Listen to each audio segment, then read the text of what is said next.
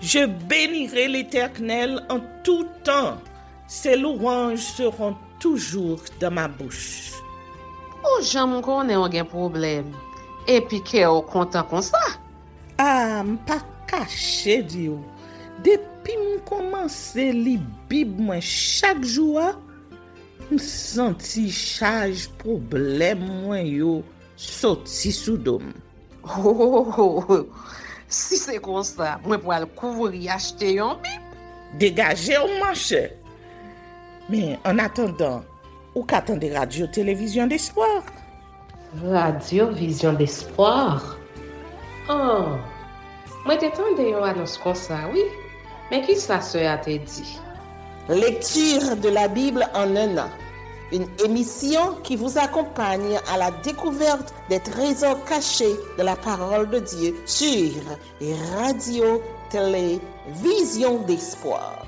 Chaque jour de 11h à 11h30 du matin, excepté mercredi 5h30, 6h de l'après-midi, samedi 7h30, 8h du matin, avec les sœurs Chantal Saint-Hubert, Claude Louis Orisma et votre servante Maudeline Maurice Hilaire.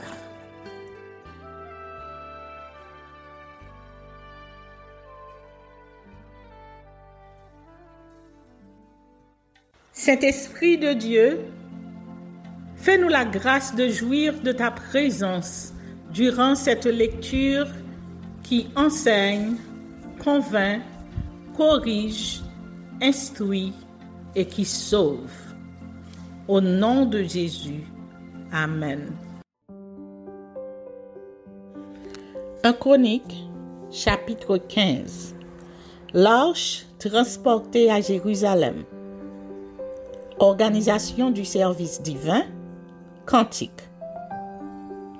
David se bâtit des maisons dans la cité de David. Il prépara une place à l'arche de Dieu et dressa pour elle une tente. Alors David dit, « L'arche de Dieu ne doit être portée que par les Lévites, car l'Éternel les a choisis pour porter l'arche de Dieu et pour en faire le service à toujours. » Et David assembla tout Israël à Jérusalem pour faire monter l'arche de l'Éternel à la place qu'il lui avait préparée.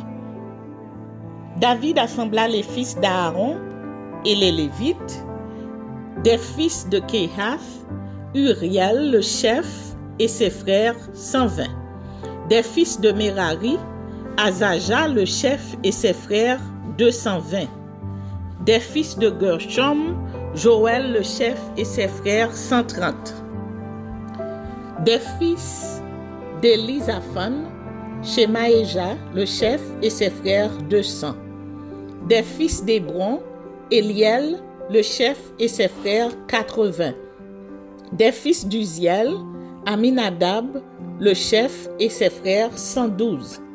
David appela les sacrificateurs Sadok et Abiatar et les Lévites Uriel, Azaja, Joël, Shemaéja, Éliel et Aminadab. Il leur dit, « Vous êtes les chefs de famille des Lévites. Sanctifiez-vous, vous et vos frères, et faites monter à la place que je lui ai préparée l'arche de l'Éternel, du Dieu d'Israël. Parce que vous n'y étiez pas la première fois, l'Éternel notre Dieu nous a frappés, car nous ne l'avons pas cherché selon la loi. » Les sacrificateurs et les Lévites se sanctifièrent pour faire monter l'arche de l'Éternel, du Dieu d'Israël. Les fils des Lévites portèrent l'arche de Dieu sur leurs épaules avec des barres, comme Moïse l'avait ordonné d'après la parole de l'Éternel.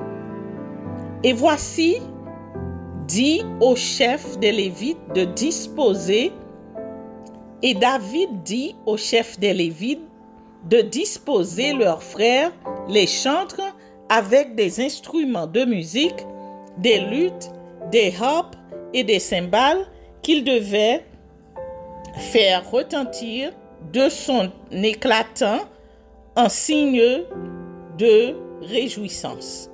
Les Lévites disposèrent Héman, fils de Joël, parmi ses frères, Asaph, fils de Bérékia, et parmi les fils de Merari, leur frère Étan, fils de Kochaja.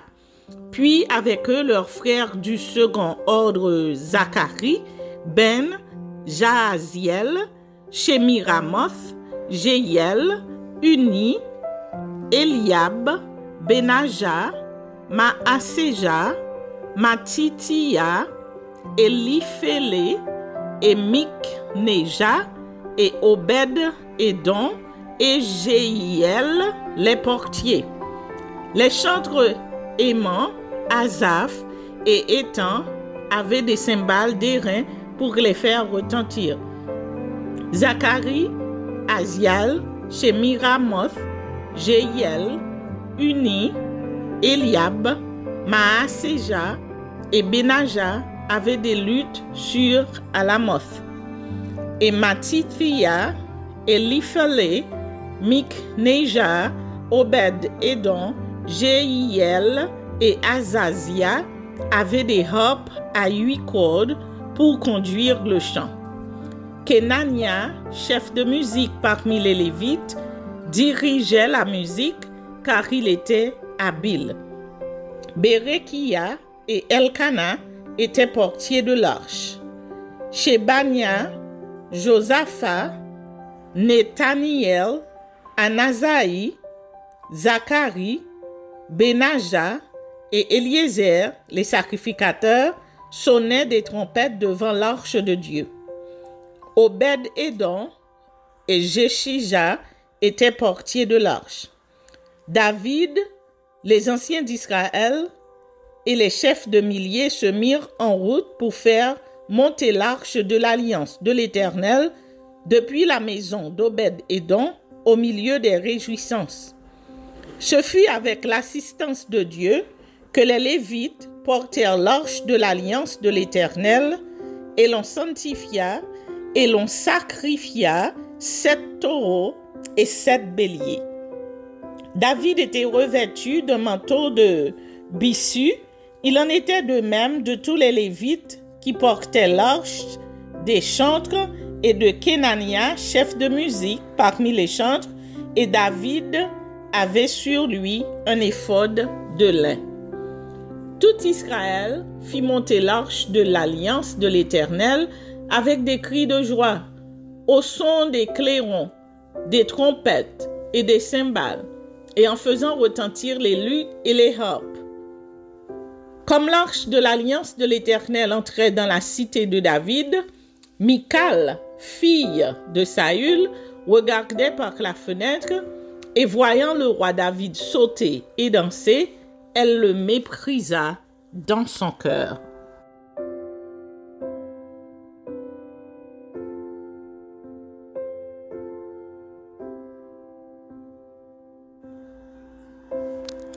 Un Chronique, chapitre 16. Après qu'on eut amené l'arche de Dieu, on la plaça au milieu de la tente que David avait dressée pour elle, et l'on offrit devant Dieu des holocaustes et des sacrifices d'action de grâce. Quand David eut achevé d'offrir les holocaustes et les sacrifices d'action de grâce, il bénit le peuple au nom de l'Éternel. Puis il distribua à tous ceux d'Israël, hommes et femmes, à chacun un pain, une portion de viande et un gâteau de raisin. Il remit à ses Lévites la charge de faire le service devant l'arche de l'Éternel, d'invoquer, de louer et de célébrer l'Éternel, le Dieu d'Israël. C'était Asaph, le chef, Zacharie, le second après lui, Jéiel, Shemiramoth, Jéiel, Matithia, Eliab, Benaja, Obed-Édom et Jéiel. Ils avaient des instruments de musique, des luttes et des harpes, et Asaph faisait retentir les cymbales.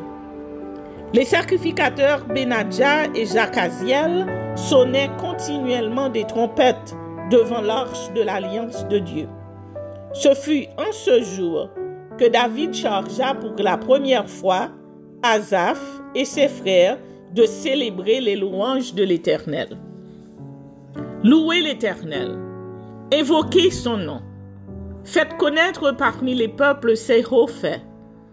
Chantez, chantez en son honneur, parlez de toutes ses merveilles, glorifiez-vous de son saint nom.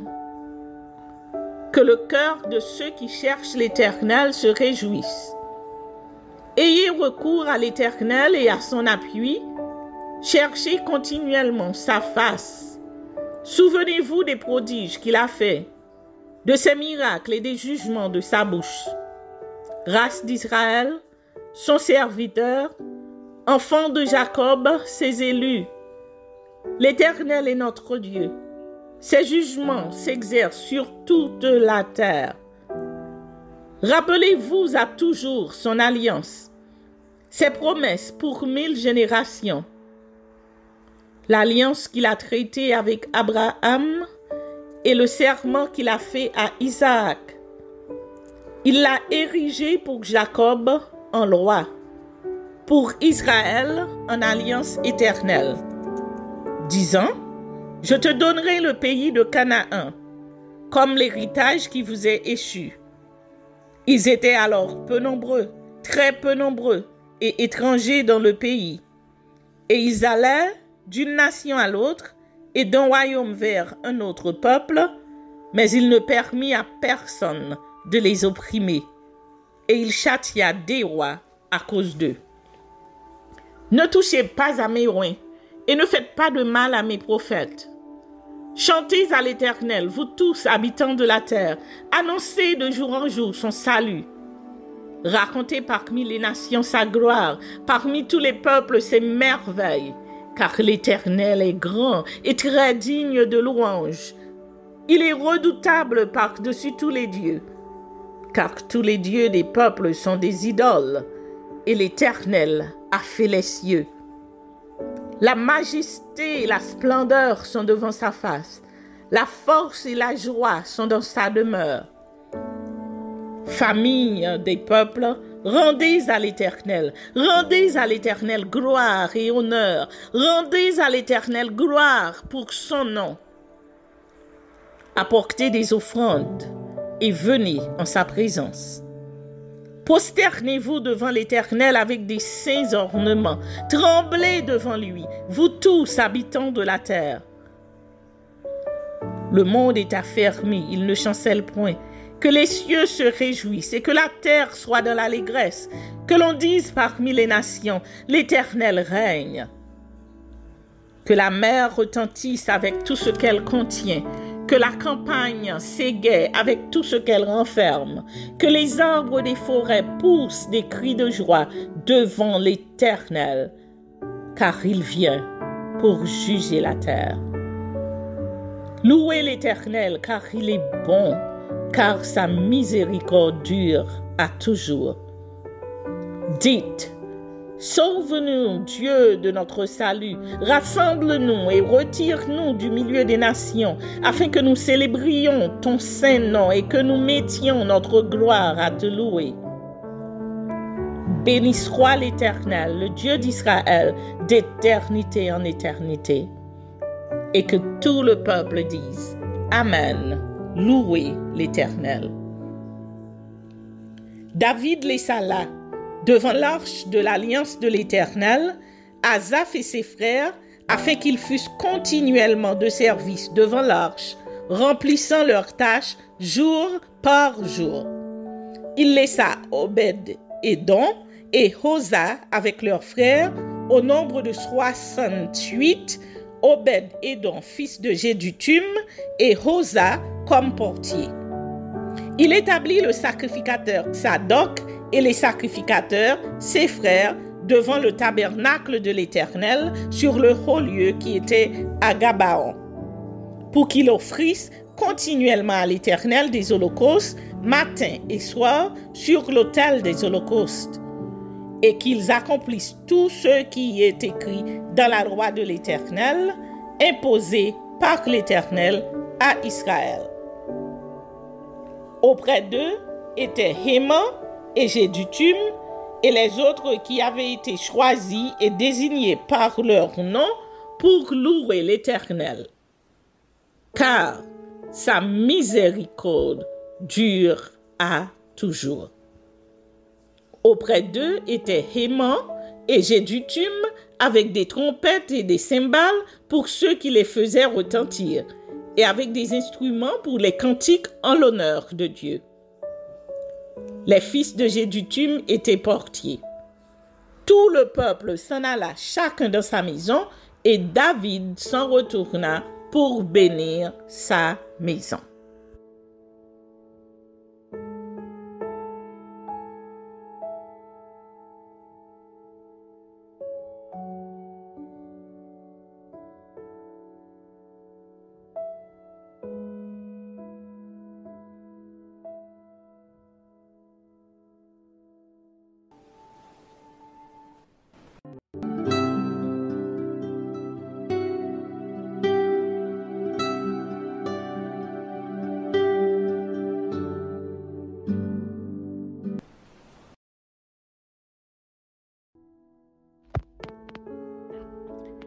Introduction au livre d'Ézéchiel.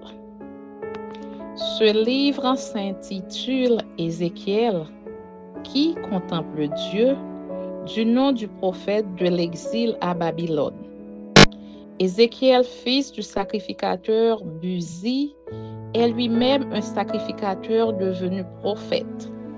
Il a une vision de la gloire de Dieu sur les rives du fleuve Kébar. Son message s'adresse aux Juifs déportés et à ceux qui sont restés à Jérusalem. Il veut extirper les faux espoirs des exilés. Le prophète est la sentinelle. Ce n'est pas le moment de donner des conseils. Il faut parfois rester muet, voire immobile. Sa personne ne fera qu'un avec son message. Il n'est plus avec des frères, mais au milieu de ronces et de scorpions. Par son comportement, il devient un présage pour eux. Sa douleur personnelle sert de signe.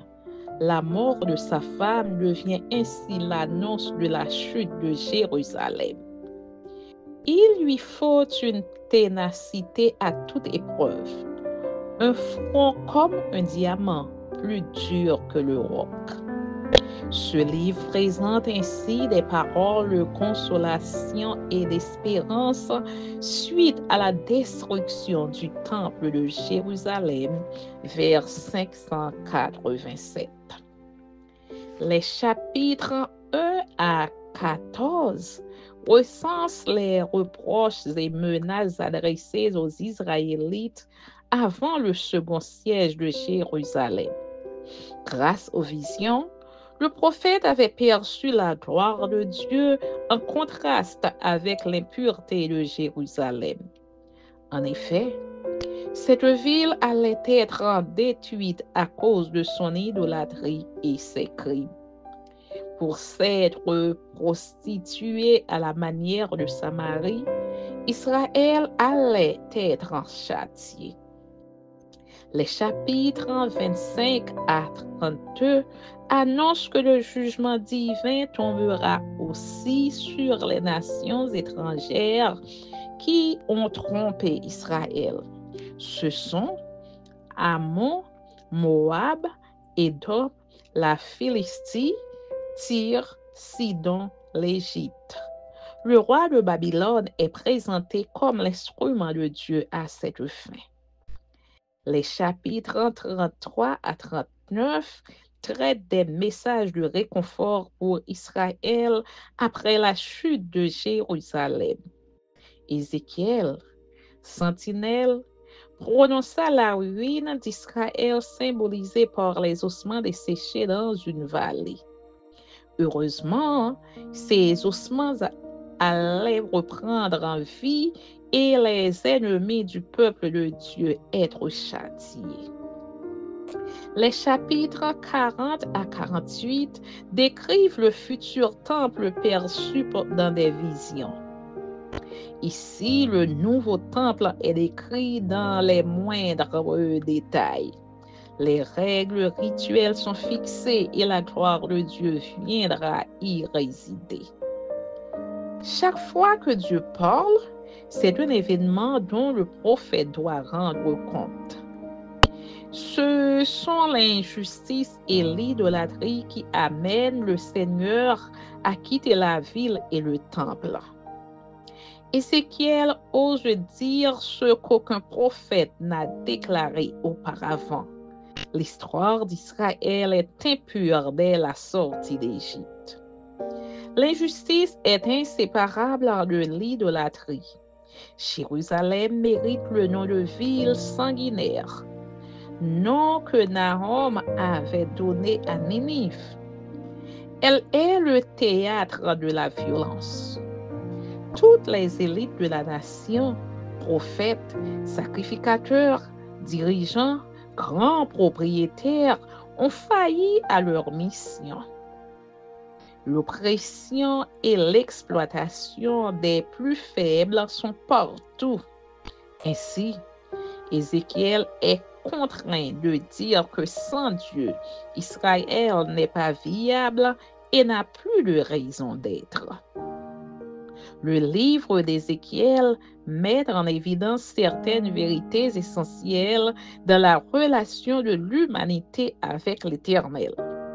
L'importance du temple, la responsabilité individuelle primant sur la responsabilité collective, le renouvellement de la vie spirituelle personnelle et l'importance des visions divines pour un futur meilleur.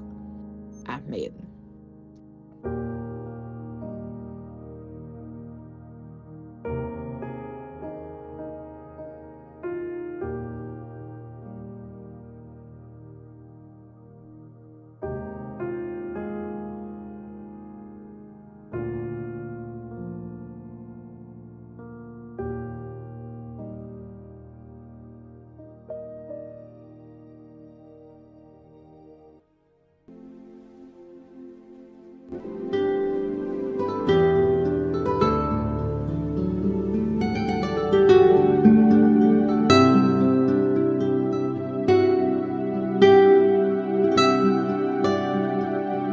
Merci Seigneur de nous donner le discernement dans la lecture de ta parole, que nous y prêtions attention afin d'appliquer notre cœur à la sagesse. Amen. Que celui qui a des oreilles pour entendre, entende, et que celui qui lit fasse attention.